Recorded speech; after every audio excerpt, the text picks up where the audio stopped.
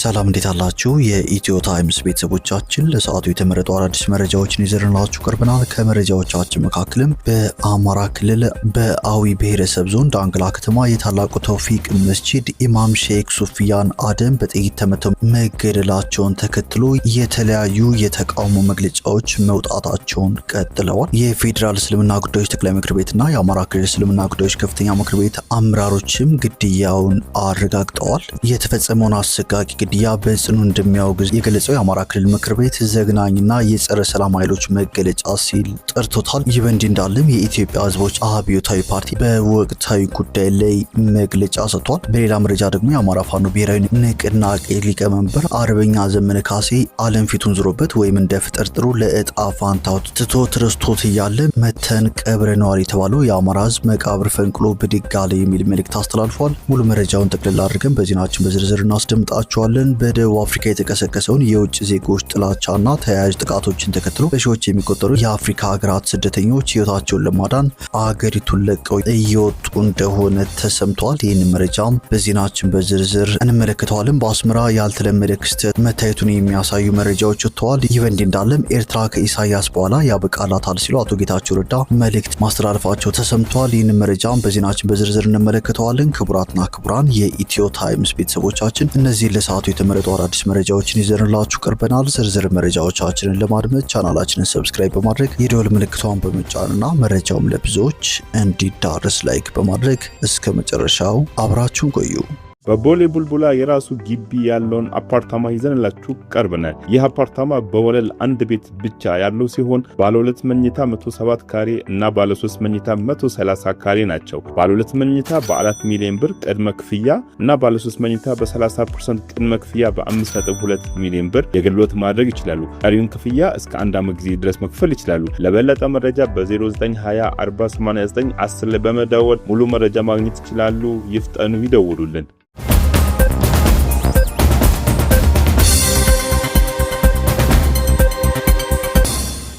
ወደ መጀመሪያው መረጃችን ስናልፍ በአማራ ክልል አዊ ብሔረሰብ ዞን የዳንግላ ከተማ መስጂድ ኢማም የነበሩት ሼክ ሱፊያን አደም በታጣቂዎች መገደላቸው ታውቋል። በዳንግላ ከተማ ነዋሪ የሆኑት ሼክ ሱፊያን አደም ቅዳሜ ሰኔ 20 ቀን 2018 ዓ.ም ምሽት ላይ የኢሻ ሶላትን አሰግደው ወደ ቤታቸው ሲመለሱ መኖሪያ ቤታቸው አቅራቢያ በታጣቂዎች በተተኮሰባቸው ጥይት ህይወታቸው ማለፉ ተገልጿል። ሼክ ሱፊያን አደም ከዓመታት በላይ በከተማዋ በሚገኘው የሁጥባ መስጂድ ኢማም ሆነው ያገለግሉና ለማህበረሰቡ መንፈሳዊ አስተምሮዎችን በመስጠት የሚታወቁ ታላቅ አባት እንደነበሩ የአካባቢው ሰዎች ይመሰክራሉ። እኛ አባት ከሙስሊሙም ሆነ ሙስሊም ካልሆነው የማህበረሰብ ክፍል ጋር በነበራቸው መልካም ግንኙነትና ተግባቦት ከፍተኛ ተሰሚነትና ተወዳጅነት ያተረፉ እንደነበሩም ተነግሯል። የሼክ ሱፊያን የቀብር ስነ ስርዓት በትናንትናው ዕለት መላው የከተማ ማህበረሰብ በተገኘበት በከፍተኛ ቁጭትና ሀዘን በዳንግላ ከተማ ተፈጽሟል። ይህ በእንዲህ እንዳለም በዳንግላ ከተማ የታላቁ ተውፊቅ መስጂድ ኢማም የነበሩት ሼክ ሱፊያን አደም በጥይት ተመተው መገደላቸውንም የፌዴራል እስልምና ጉዳዮች ጠቅላይ ምክር ቤት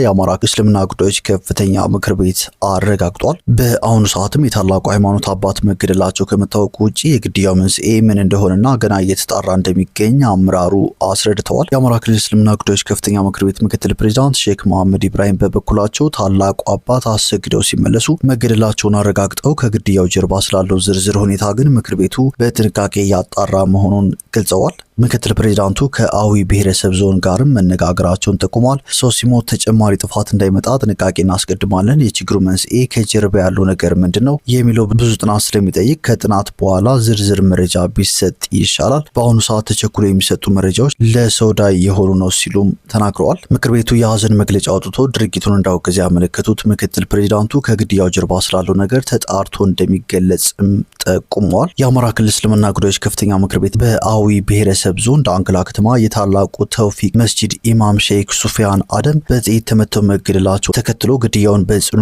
እንደሚያወግዝ ገልጾ ድርጊቱን ዘግናኝና የጸረ ሰላም ኃይሎች መገለጫ ሲል ጠርቶታል። ሼክ ሱፊያን አደም በዳንግላ ከተማ በሚገኘው ታላቁ ተውፊቅ መስጂድ ውስጥ ለ15 ዓመታት በኢማምነት ያገለገሉ ሲሆን በሽግግሩ መጅሊስ ወቅትም የአዊ ዞን የኡለማ ምክር ቤት ጸሐፊ በመሆን ታማኝነት ማገልገላቸውን ምክር ቤቱ ገልጿል። የማንኛውም ሰው ነፍስ የመኖር የመስራትና በሰላም ወጥቶ የመግባት የመግባት ሰብአዊና መለኮታዊ መብት አለው ያለው ምክር ቤቱ ይህንን መብት ለማደናቀፍ የሚሹ ማናቸውንም ግፈኛ አካላት በአንድነት ሆነን እረፉ ልንላቸው ይገባል። የየትኛውም ሃይማኖት መሪ ይህንን አስነዋሪ ተግባር ማውገዝ ብቻ ሳይሆን ከፊት ሆኖ ህዝቡን በመምራት ግፈኞችን ሊያስቆም ይገባልም ብለዋል። ይህ በእንዲህ እንዳለም በወቅታዊ ጉዳይ ላይ ከኢትዮጵያ ህዝባዊ አብዮታዊ ፓርቲ ኢህአፓ መግለጫ ተሰጥቷል። የመግለጫው ሙሉ ይዘትም እንደሚከተለው ይነበባል። አገዛዙ ስልጣን ከያዘበት ዕለት አንስቶ ለዘመናት በወንድማማችነት መከባበር አብሮ በኖረ ህዝብ መካከል ግጭትና እልቂት እንዲፈጠር ሆን ብሎ አጀንዳዎችን በመምዘዝ አያሌ ጥፋቶችን ሲፈጽምና ሲያስፈጽም መቆየቱን በተደጋጋሚ ያየንና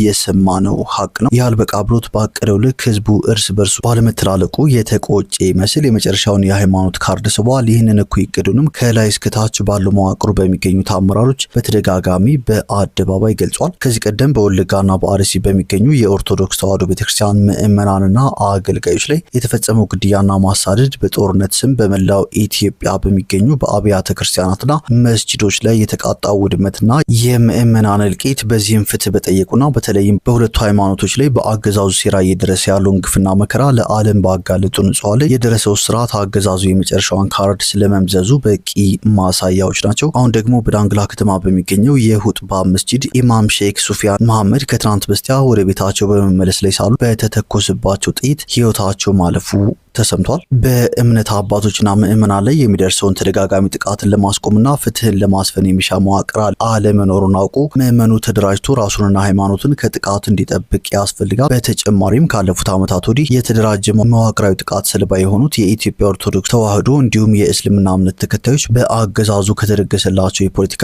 የጥፋት ሴራ እርስ በርስ እንዲጠባበቁና በዘመናቸው ሁሉ ያሳዩትን የወንድማማችነትና የመከባበር እሴት አሁንም አስጠብቀው እንዲኖሩ አደራ እንላለን። በተመሳሳይ ደግሞ ሰኔ 17 ቀን 2018 ዓ.ም በኬሚሴ ሀገረ ስብከት የባቲ ጓሃ ጽባህ አቡነ ተክለ ሃይማኖት ቤተክርስቲያን አገልጋይ ቄስ ፍሬው ሀብታሙ በባቲ ከተማ በሚገኘው መኖሪያ ቤታቸው በተከፈተባቸው ተኩስ ህይወታቸው አልፏል። ስለሆነም የኢትዮጵያ ህዝባዊ አብዮታዊ ፓርቲ ኢህአፓ ለሼክ ሱፊያን መሐመድ እንዲሁም ለቀሲስ ፍሬው ሀብታሙ ቤተሰቦችና ወዳጆች መጽናናትን ይመኛል በማለት የኢትዮጵያ ህዝባዊ አብዮታዊ ፓርቲ ኢህአፓ መግለጫ አውጥቷል። ይህ በእንዲህ እንዳለም የአማራ ፋኖ ብሔራዊ ንቅናቄ አፋብኃ ሊቀመንበር የሆነው አርበኛ ዘመነ ካሴ ዓለም ፊቱን ዞሮበት ወይንም እንደ ፍጥርጥሩ ለእጣ ፋንታው ትቶ ተረስቶት እያለ መተን ቀብረነዋል የተባለው የአማራ ህዝብ መቃብር ፈንቅሎ ብድጋል የሚል መልእክት አስተላልፏል። አርበኛ ዘመነ ካሴ ያለ አንዳች መካሪና ተቆርቋሪ ያለ አንድ ሰው ሀሳብ አበዳሪ ከመከራው ተምሮ ከራሱ መክሮ አማራ የራሱን አብዮት ራሱ ፈጠረ። ሲነሳ በደነገጡት ጠላቶቹ ፊት ራሱን በፍጥነት አደራጅቶ የህልውና ትግሉን ጀመረ።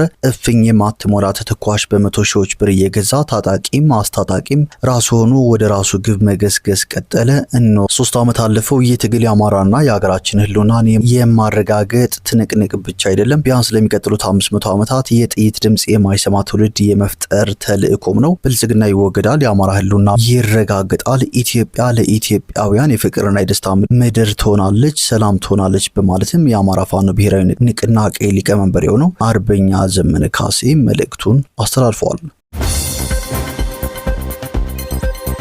ወደ ቀጣዩ መረጃችን ስናልፍ ፕሬዝዳንት ኢሳያስ አፈወርቂ ወላጅ እናት ከቀናት በፊት ማረፋቸውን ተከትሎ የተለያዩ መረጃዎች መውጣታቸውን ቀጥለዋል። በ1920ዎቹ መጀመሪያ በአስመራ የተወለዱት ወይዘሮ አዳነች በርሃ ማረፋቸውን ተከትሎም ልጃቸው ፕሬዝዳንት ኢሳያስ አፈወርቂ በአስመራ ሀዘን ተቀምጠዋል። የኤርትራ ማስታወቂያ ሚኒስቴር ባወጣው መረጃ መሰረት ወይዘሮ አዳነች በ42 ዓመታት ውስጥ 14 ልጆችን የወለዱ ሲሆን ከነዚህም ውስጥ 9ኙ ኤርትራ ባደረገችው የነጻነት ትግል እንደተሳተፉ ተሰምተዋል። ከነዚህ ውስጥ 2 ህይወታቸው አልፏል። በጥቅሉ ከወይዘሮ አዳነች ልጆችና በኋላም ታጋዮች መካከል አንዱ የአሁኑ ፕሬዝዳንት ኢሳያስ አፈወርቂ ናቸው። አርበኛ የሚል ስም የሚሰጣቸው ወይዘሮ አዳነች በ97 ዓመት እድሜያቸው ከዚህ ዓለም በሞት የተለዩ ሲሆን ከትናንት በስቲያ ቀብራቸው ተፈጽሟል። በኤርትራ የሚገኙ አምባሳደሮችና ዲፕሎማቶች የቀብር ስነ ስርዓቱን ጎብኝተው የወይዘሮ አዳነች በርሄ ህልፈት ምክንያት በማድረግም ለፕሬዝዳንት ኢሳያስ አፈወርቂና ለመላው ቤተሰቡ የተሰማቸውን ሀዘን ገልጸዋል። ይህ በእንዲህ እንዳለም የጠቅላይ ሚኒስትር አብይ አህመድ የአፍሪካ ቀንድ ጉዳዮች አማካሪ አቶ ጌታቸው ረዳ ፖለቲካ በኤርትራ የለም በሚባል ደረጃ ላይ ያለ ነው ሲሉ ተናግረዋል። ሌሎች አምባገነን መሪዎች ለስሙ ተተኪ ያስቀምጣሉ። ኢሳያስ ግን በዚህ የእድሜው ማብቂያ ላይ እንኳን ተተኪ ማስቀመጥ ፍላጎት የለውም። በተለምዶ የኢሳያስ ተተኪ የሚባለው ሰው 85 ዓመቱ ነበር፣ ከጥቂት ጊዜያት በፊት ህይወቱ አልፏል በማለትም አቶ ጌታቸው ረዳ ተናግረዋል። ወደ መጨረሻው መረጃዎችን ስናልፍ በደቡብ አፍሪካ የተቀሰቀሰውን የውጭ ዜጎች ጥላቻ ወይም ዜኖፎቢያና ተያያዥ ጥቃቶችን ተከትሎ በሺዎች የሚቆጠሩ የአፍሪካ ሀገራት ስደተኞች ሕይወታቸውን ለማዳን ሀገሪቱን ለቀው በመውጣት ላይ ይገኛሉ። የጸረ ስደተኞች አቋም ያላቸው ቡድኖች ሰኔ 30 ቀን 2026 ዓ.ም ሀገር አቀፍ ተቃውሞ ለማድረግ ማቀዳቸው ውጥረቱን ይበልጥ አባብሶታል። በዚህም ምክንያት በርካታ ስደተኞች ከታቀደው ሰልፍ ቀደም ብሎ ከሀገሪቱ ለመውጣት በመሯሯጥ ላይ ይገኛሉ። ሁኔታው ያሳሰባቸው የተለያዩ የአፍሪካ ሀገራት መንግስታት ዜጎቻቸውን በሰላም ወደ ሀገራቸው ለመመለስ አስቸኳይ እርምጃ እየወሰዱ ይገኛሉ። ከነዚህም መካከል ማላዊ፣ ዚምባብዌ፣ ናይጄሪያ፣ ጋና፣ ኡጋንዳና ሞዛምቢክ ይገኙበታል። በደርባንና በሌሎች ዋና ዋና ከተሞች በሚገኙ የእርዳታና የስደተኞች ጊዜያዊ መጠለያ ማዕከላት ዜጎቻቸውን ወደ ሀገራቸው የሚመልሱ አውቶቡሶችን ለመጠበቅ ረዥም ሰልፎች መፈጠራቸውንም አልጀዚራ ዘግቧል። ላለፉት ሳምንታት ባህላዊ መሳሪያዎችን የታጠቁ ቡድኖች በደቡብ አፍሪካ ጎዳናዎች ላይ በመዘዋወር ህጋዊ ፈቃድ የሌላቸው ስደተኞች እስከ ሰኔ 30 ድረስ ሀገሪቱን ለቀው እንዲወጡ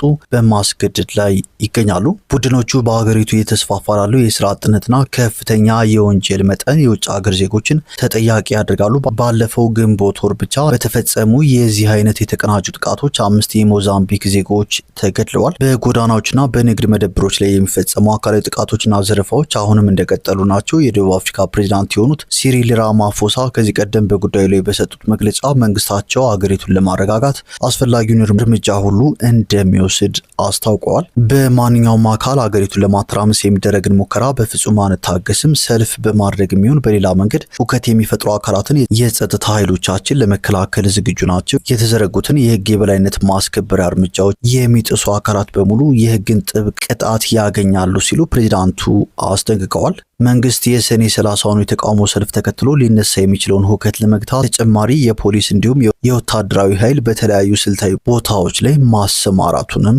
አስታውቋል።